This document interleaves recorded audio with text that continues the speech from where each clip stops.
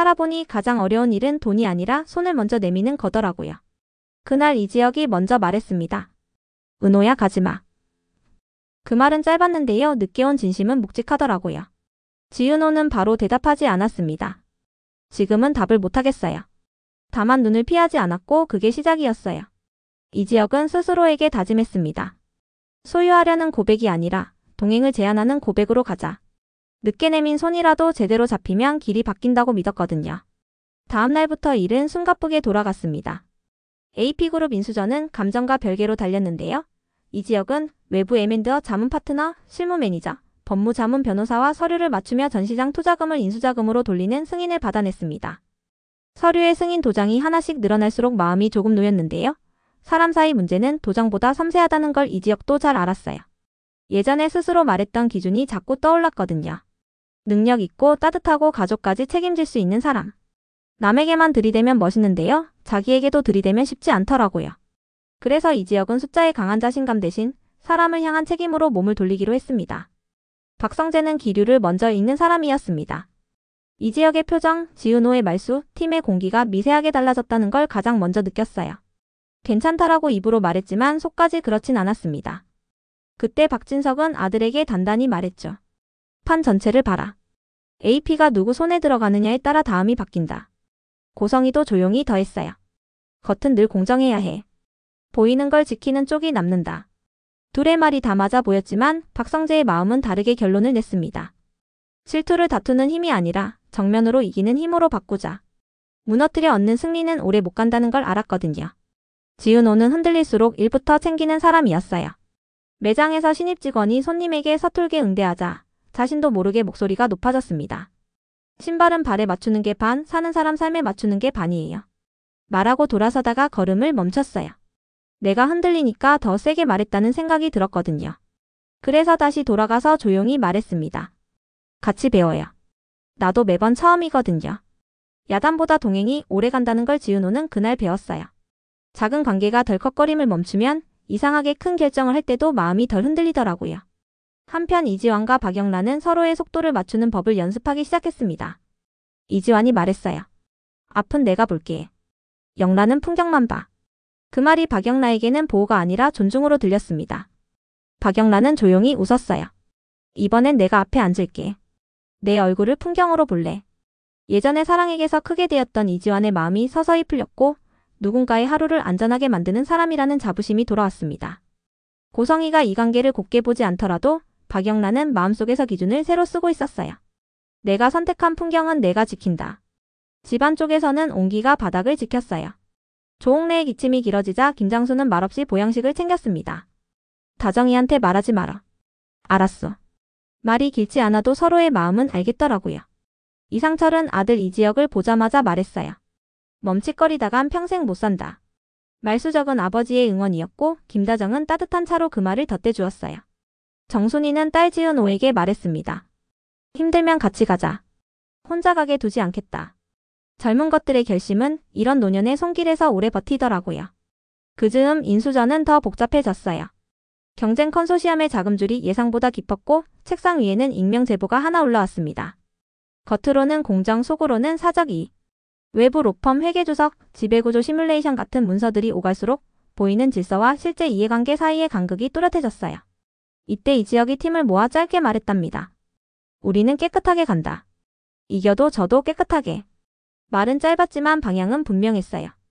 당장은 손해처럼 보여도 신뢰의 시간표가 숫자의 시간표를 이기는 날이 있다는 걸 믿었거든요. 그리고 첫 번째 심리적 클라이맥스가 왔습니다. 경찰서에서 연락이 온 거예요. 오래전에 지은호가 등록해둔 DNA와 유사성이 높은 데이터가 확인됐다고요. 확정은 아니었는데요. 이 애매함이 오히려 마음을 더 흔들었어요. 지은호는 제일 먼저 이지혁에게만 알렸습니다. 그러자 이지혁이 짧게 답했죠. 같이 가자. 말은 짧았지만 그 말에는 하지 못했던 약속들이 다 들어있었어요. 지은호는 고개를 끄덕였고 정순이는 나는 내 엄마, 이건 안 변한다라고 손을 꼭 잡아주었답니다. 확정과 불확정 사이에서 가족은 선택으로 증명되는구나 하는 생각이 들었어요. 두 번째 심리적 클라이맥스는 사전 발표 자리에서 터졌습니다.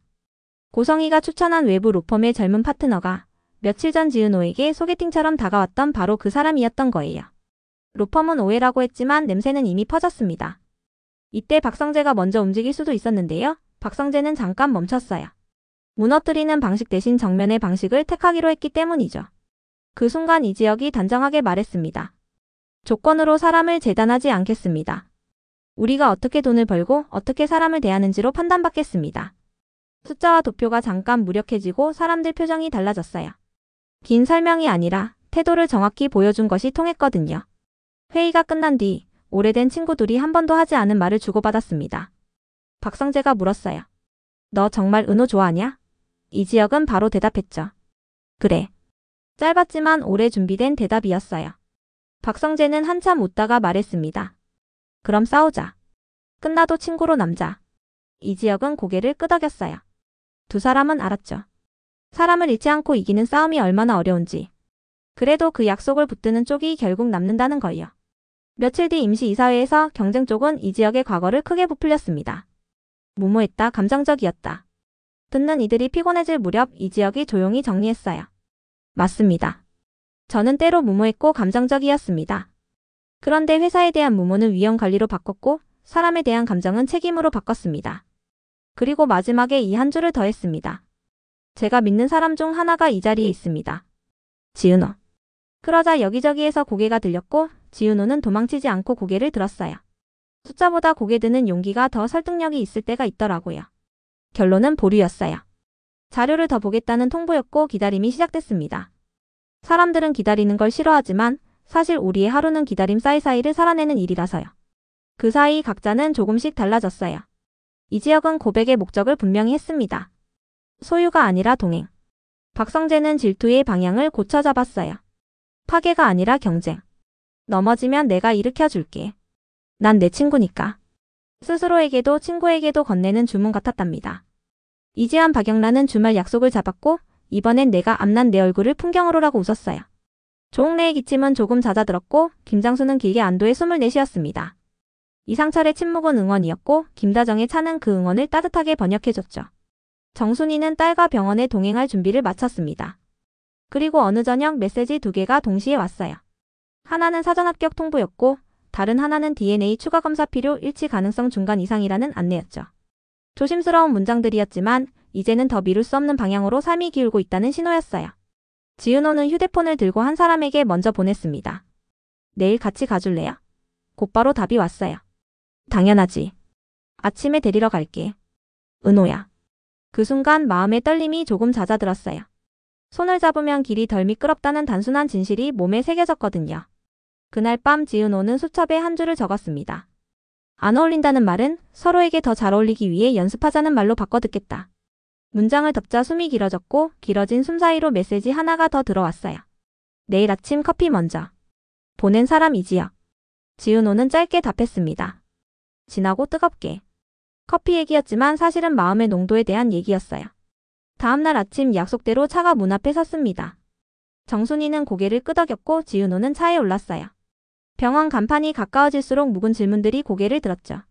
맞다면? 아니라면? 어느 쪽이든 삶은 다시 방향을 잡을 텐데요. 그때 필요한 말은 결국 하나더라고요. 동행. 회사 쪽에도 새 서류가 도착했어요. 회계주석에 한 줄, 지배구조 시뮬레이션의 작은 각주, 그리고 익명 제보 하나. 것 공정 속 이익이라는 문장이 다시 보였답니다. 실무 매니저는 눈썹을 찌푸렸고 법무자문 변호사는 위험 항목을 고쳤었고 외부 M&A 자문 파트너는 고개를 끄덕이며 말했어요. 깨끗하게 갑시다. 이겨도 저도 깨끗하게. 길게 보면 깨끗함이 이익이라는 말을 이제 모두가 믿고 싶어졌어요. 멀리서 자전거 체인 돌아가는 소리가 들리더라고요. 누군가는 여전히 페달을 세게 밟을 거고 누군가는 잠깐 페달을 놓고 풍경을 볼 거예요. 중요한 건 둘 다 앞으로 간다는 사실이에요. 다음 회차문 앞에서 사람들의 발끝이 같은 방향을 가리키고 있었습니다. 누군가는 사랑으로, 누군가는 경쟁으로, 누군가는 용서로. 그리고 누군가는 아주 오랫동안 잃어버렸다가 드디어 다시 찾을지도 모를 이름 하나로요.